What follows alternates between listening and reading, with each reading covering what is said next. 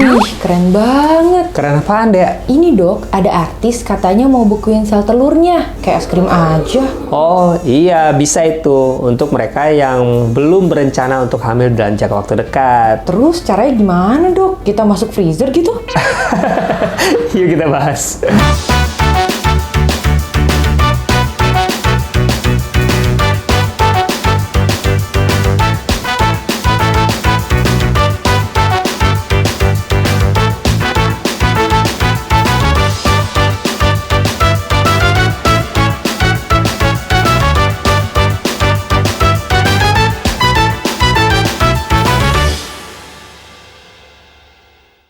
Hai Smart Moms Indonesia, welcome back to Dr. Niko Channel. Kita hari ini akan bahas tentang membekukan sel telur atau freezing eggs. Bagaimana sih caranya? Jadi, apa yang disebut dengan freezing egg? Freezing egg adalah suatu prosedur di mana sel-sel telur Smart Moms yang sudah dipanen kemudian dilakukan pembekuan. Sehingga nanti pada saat sudah ada spermanya nih, baru dilakukan fertilisasi atau perkawinan antara sel telur dengan sperma yang sebelumnya sel telurnya akan dicairkan terlebih dahulu. Hal ini biasanya dilakukan pada para wanita yang belum mau hamil dalam jangka waktu dekat apapun alasannya. Terutama pada wanita-wanita yang biasanya sudah berusia di atas 35 tahun. Ataupun wanita-wanita yang mau menjalani kemoterapi karena cancer. Manfaatnya adalah sel-sel telur yang dibekukan ini bisa digunakan kapanpun ketika wanita tersebut siap untuk memiliki buah hati. Tetapi yang harus diperhatikan adalah angka survival rate setelah sel telur tersebut dicairkan atau ditowing. Survival rate-nya sekitar 60-70%. Jadi ada kemungkinan tidak survive ataupun mati setelah dicairkan kembali. Jadi memang paling baik sebenarnya yang dibekukan adalah embrio, bukan sel telur. Tetapi jika memang terdesak dan harus dilakukan preservasi dari sel telur, maka freezing egg bisa jadi salah satu pilihan untuk Smart Moms. Jadi,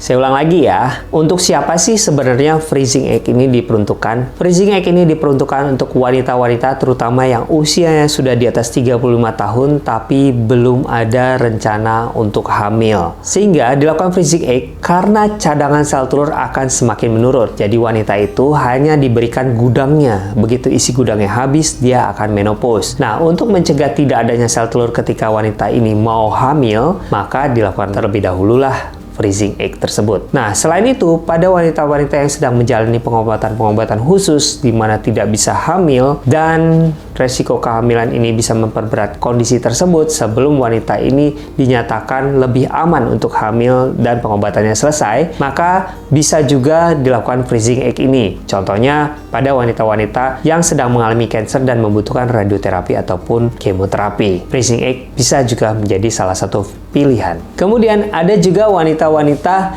yang memiliki cadangan sel telur memang tidak terlalu banyak, sehingga bisa saja beresiko mengalami menopause dini. Contohnya, pada wanita-wanita yang sudah menginjak 30 tahun tapi AMH di bawah 1,2. Nah, apabila wanita tersebut belum mau hamil dalam jangka waktu dekat, maka bisa dipertimbangkan untuk melakukan freezing egg. Oleh karena itu, saya juga menghimbau pada wanita-wanita yang sudah menginjak usia 30 tahun untuk melakukan pemeriksaan cadangan sel telur. Contohnya seperti USG ataupun AMH. Jadi AMH itu akan diambil dari darah ibu untuk mendeteksi adanya antimullerian hormon tadi. Nah, AMH atau antimullerian hormon tadi normalnya sekitar 1,2 sampai 4,4. Jika sudah di bawah 1,2 harus lebih agresif untuk melakukan promil. Contohnya dengan artificial reproductive technology seperti inseminasi ataupun bayi tabung. Untuk Smart Moms yang masih penasaran prosedurnya gimana nih? Prosedurnya sebenarnya